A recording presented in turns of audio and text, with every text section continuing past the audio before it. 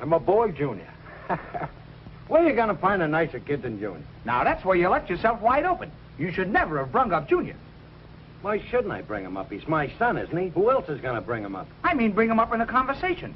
Your Junior's the weak link in your family. My Junior's a weak link. Gillis, you certainly got a nerve. Give me back my tomato. Relax, Riley. We're only discussing. You question me with a question, I answer you with an answer. Your Juniors are nothing. My Juniors are nothing. Now, if you want to talk about sons, look at my egg white. I've looked at your Egbert, and you have my deepest sympathies. Okay, maybe he ain't no Gregory Beck, but my boy has got it up here. Yeah, well, he ought to shampoo more often, with kerosene. What I'm talking about is talent. If you want your boy to amount to something, you gotta watch him when he's young. Find out what his talent is and nourish it. Why? Why? Because a delicate flower won't grow unless it's fertilized. My egg white is a flower, and I'm his fertilizer. Well, my Junior's got plenty of talent. Yeah? Why? Well, last summer he swam underwater for 5 minutes without coming up for air. Now, that's talent, ain't it? Oh, that's a fine talent, if you're raising a barracuda. I mean talent for a career. Oh. Did you see this? It's a copy of what they're going to say about my egg white in the class yearbook. What class yearbook? Didn't your Junior show you his? Oh, I can guess why. Don't worry, he'll show it to me. He just probably forgot, that's all. Let me read you this. Egbert Gillis, activities, president of the chemistry club. Best subject, chemistry. Prizes, aluminum medal for chemistry. Hobby, chemistry. And guess what it says under future profession? Unemployed. Yeah? Chemical engineer. Junior, did you find that stuff for your yearbook yet? Yeah, Pop, I just found it. I don't understand you, Riley. You're not reasonable. For months you don't take the slightest interest in junior school. Now all of a sudden you go overboard. You want our son Peg to have a future, don't you? Well, of course I do. All right. I want to see his future on paper. Here it is, Pop. The page proof. It was in my briefcase. All right, let's see. Here we are. Chester A. Riley, Jr. Activities. Substitute cheerleader? Cheerleader? Yeah, watch this. Squash 'em like grapes. Pick up the pits. 3 cheers for John J. Boskowitz. Team, team, team. Cheerleader. For that, I paid $50 to have his tonsils taken out. Oh, I think cheerleaders are swell. Gee whiz, Pop, what's the matter? All right, we'll let that pass. Let's look up future professions. Here it is. Future profession.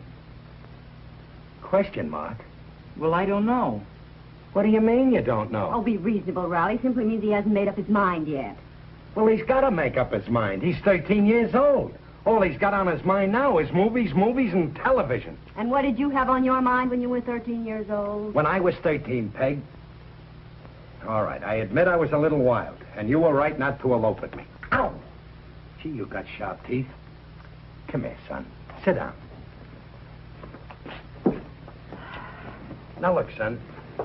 Isn't there something that you'd like to do? Gosh, I don't know. Well, you gotta want to be something. Ain't I right, Peg? He will one of these days. Well, isn't there some kind of work you'd like to do? Well, I wouldn't mind a job like yours, I guess. That's fine. That's just dandy. I can hear the horse laugh I'll get when I get up at that school meeting and say, my son wants to be like me. What school meeting? And that's another thing. Why didn't you tell me about the father and son meeting? Well, Oh, you just forgot. Wasn't that it, dear? Yeah, that's right. No, I just didn't think Pop would want to go. What do you mean I wouldn't want to go? All the other fathers are going, ain't they? They're going to get up and talk about their sons. I'm just as big a show-off as they are, ain't I? You certainly are, dear. Maybe bigger. Thanks, Peg, for backing me up. Now, look, son. Excuse me, Pop. I got to go finish my homework.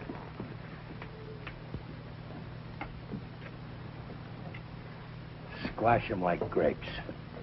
Pick up the seeds. 3 cheers for John J. Boskowitz. Why, it don't even rhyme. Never mind, dear. It isn't that serious. He's still a baby. There's plenty of time for him to make up his mind later on when he goes to college. There is not time, Peg. It's getting late. I gotta know what his talent is so I can start building it up. Look, for instance, suppose he wanted to be an artist. All right, so then I give him some paints and a brush. Or maybe he wants to be a writer, so I give him a pad and pencil. Or he wants to be a banker, and I give him... I don't want him to be a banker. He'll make up his mind when the time comes. Maybe, you know, Peg, talent runs in families. Let's see now. Whoever amounted to anything on my side of the family?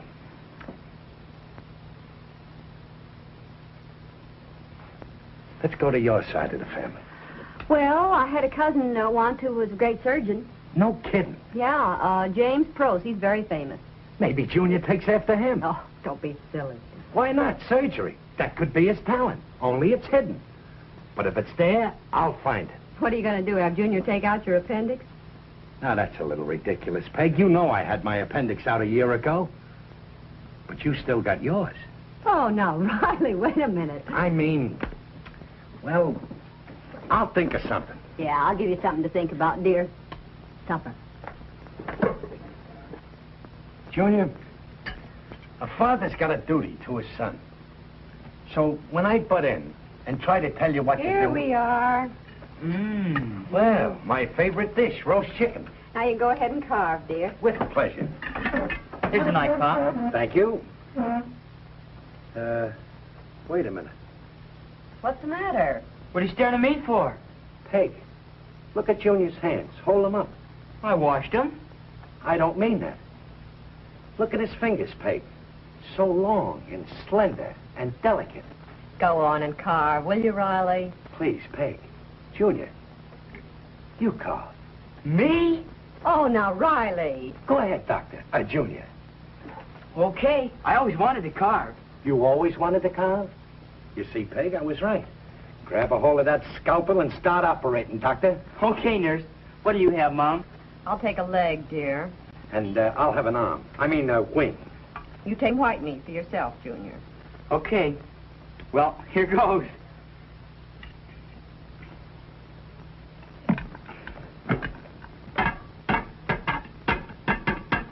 Gee, this chicken's tough. It is not. It's like butter.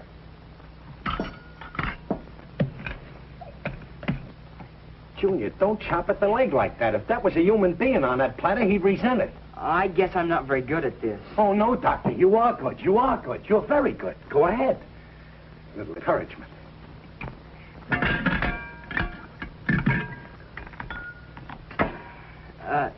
Here's the leg for you, Mom. Thank you, dear. And here's a wing for you, Pop. The wing? You call this the wing? This is... a fine surgeon you turned out to be. No direction.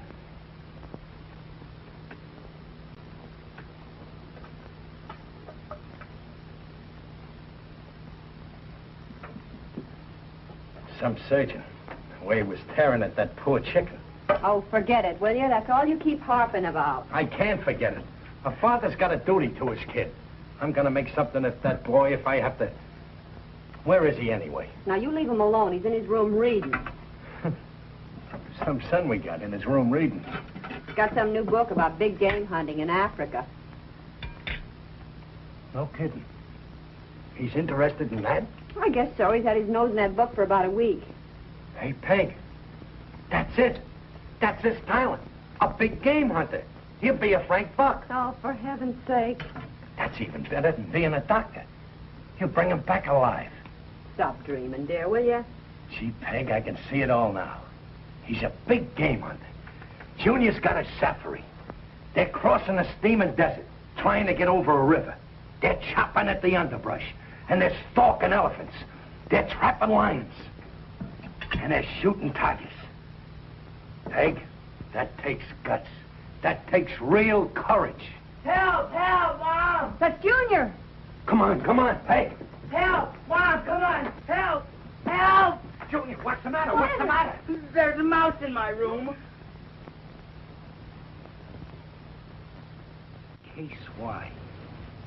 Patient was 13-year-old boy suffering from complex neuroses during adolescence. Well, Junior's 13. Chief symptoms: indecision, vaccination, vacillation, sense of inferiority, lack of interest. That's Junior's case exactly.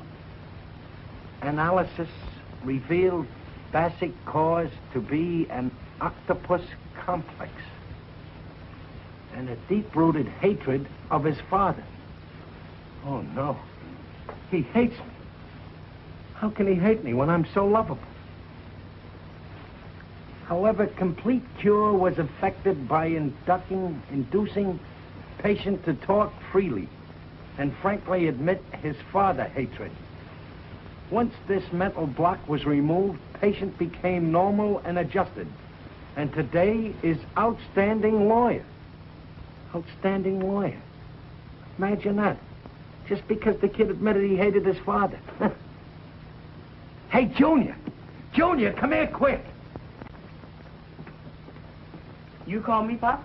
Junior, how would you like to be an outstanding lawyer? A lawyer? Yeah, that'd be keen. Okay, lay down on the couch. Huh? I said lay down on the couch. I'm not tired. Junior, I'm your father. Do as I say. Lay down on the couch. Okay, I'll lie down.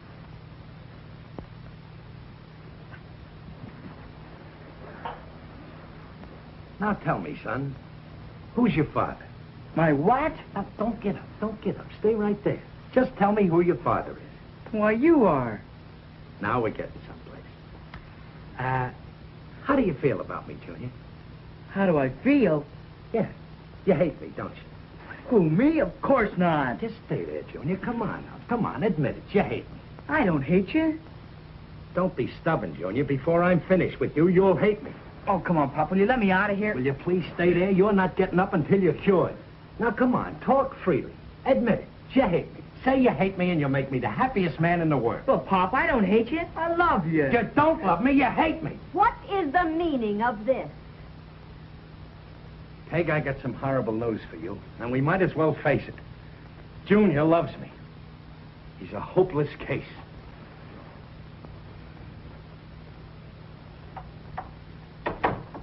That you, dear? Hello, Peg. Oh, hello, dear. You home early tonight?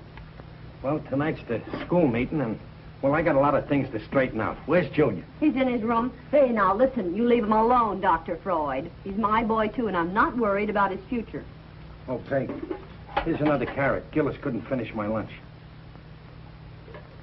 Peg, what am I going to say tonight at the school meeting? What you always say at the school meeting. Wake me up when it's over. But I haven't got a speech. All the other fathers will have speeches, and I'll be there speechless. So what? Now, you go on and get dressed, and then we'll have supper, and we'll get over to the school. I ain't going. You're not going? No. Well, all right. I can't make you go. Guess I'll just have to go alone with Junior. Oh, say, Mom. Oh, hi, Pop. Say, Mom, could I have 2 spools of thread and a needle and a pair of scissors? Yeah, it's in my sewing basket in Bab's room, but what do you want with it? I got a swell idea to make something. Son. Instead of taking chemicals and inventing something, he's playing around with a needle and thread. We're raising a tailor. Fine profession. What's wrong with being a tailor? What's wrong with it? Hey, that's right. There's nothing wrong with it. Only not a tailor, Peg. A dress designer. Maybe that's his talent. Oh, now don't start in again. First you had him a surgeon, then a big game hunter, now a designer. Peg, I got a feeling that this is it. A dress designer. Why, there's a fortune in it. Gee, he'll have a saloon in Paris, a saloon in New York. Salon. Oh. And just think, Peg, when all them society debutantes come out, they'll be coming out of his dresses. I can see it all now, Peg. We're visiting him in Paris. There's a big sign with his name on it. Our son. Madam Junior Riley. All the weird ideas. Come down to earth, will you? Just because he asked for a needle and thread doesn't mean that he's No, gonna... Peg, I got a hunch that this is it. That boy of mine has found himself at last. A dress designer. Come on, Peg, let's go see what the little genius is creating. Riley, I got supper to get on, don't... Come on, Peg, this is more important than supper. Wait till Gillis hears about this. Come on, Peg, come on. Well, Madam Junior? Huh? Show your mother and me your creation. My what? Your creation, what you made with the needle and thread. Oh, no. Come on, dear, don't be so modest. Well, here it is.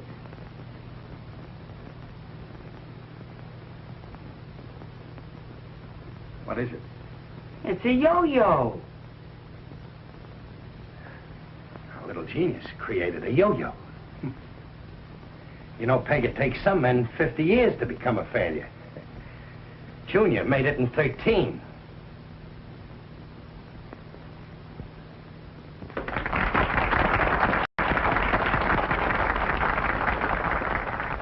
And so, in summing up, I leave you, parents and sons, with this thought. My 30 years as a junior high school teacher have convinced me of the truth of the old saying, the boy is father to the man. Teacher's a wonderful speaker, isn't he, Junior? Yeah, he's okay for a teacher. Hey, there's Pop. Oh, Riley, I'm so glad you came, dear. Hello, Peg. Hello, Junior. And now, we're going to hear from another proud father, Mr. James Madison Gillis.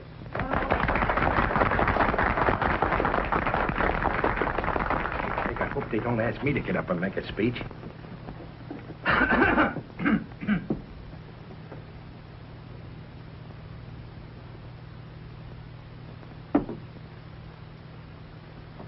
Mr. Chairman, fellow fathers and mothers, I'm sure we just all enjoyed the very cute little speech the teacher just gave us. But now we come to something interesting. Now, I ain't the kind of father likes to boast about his kid. I believe that actions speak louder than words. So now my son Egbert will perform one of his very unusual chemical experiments right before your very eyes. Egbert? Now, darling, tell all these sweet people, what are you going to invent with that chemical set? Well, I think I'll make NaCl. Did you hear that, folks? He's going to make knackle. Gee, Junior, why didn't you have a knack for making knackle? Okay, Egbert, the floor is yours. I'm not quite ready yet, Papa. Oh. Well, while we're waiting, we can waste a little time by listening to one of the other fathers. Oh, how about my good friend Riley? Come on, folks, let's give him a nice big hand. He's a little shy. No. Come on, Riley, don't be so modest. Tell all the folks about your junior's future. I can. I'm keeping it a secret. Riley, go on, say something. Everybody's staring. Sure, come on, Go there's nothing to it, Riley. There you are. They're all yours. Well, Excuse me. Well, good evening, ladies and gentlemen, Mr. Chairman, fellow fathers and fellow mothers. I've been studying my junior for quite some time now, and for a while there, we thought he was going to be one of those, and then we found out that he wasn't going to be that. And then we found out that he had some talent for, well, he was starting to make those. And then we found out he didn't have any talent for that. So then we went out and we bought him one of those, it was a large. They have them over in that. Then he wanted a needle and thread. He wanted to go big game hunting. So I now give you my wife's son, Junior. Mom, I can't make a speech. Go on, dear, say something. You'll be fine. Pop, I can't make a speech. Why not? I just made a lovely speech. Papa, I'm ready now. Well, my Egbert is ready now. Okay, Riley, sit down. Go ahead, Egbert, my dear boy. In this here test tube here, I have some hydrochloric acid here. You hear that, folks? Hydrochloric acid. Go ahead, my little darling. This is a match. You gotta admit, Peg, he is clever. I now take care of this alcohol lamp here.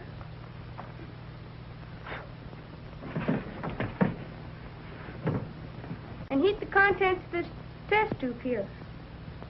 Observe how it burns with a bright...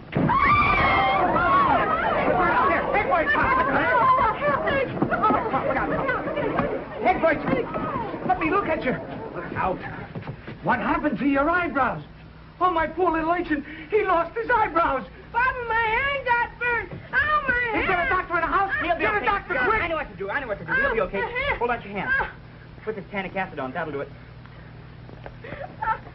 There, it'll be okay in a second Oh, now. that feels good, Junior. Here, I saw it. I'm a doctor. Let me look at that boy's hand. I put some tannic acid on it, Doctor. Well, that's exactly what I would have done myself. That's quick thinking, my boy. Someday you'll be a great doctor. Doctor, I'm going to sue the Board of Education for this. But, Papa, I'm all right now. Are you with me or against me? You're not all right, and shut up. I'm going to sue. That lamp, there must have been something wrong with that lamp. I'll sue. You can't sue Mr. Gillis. It was Egberts' own lamp. The school's not responsible. The boy's right, Mr. Gillis. You have no case here. Ah, what do you know about this?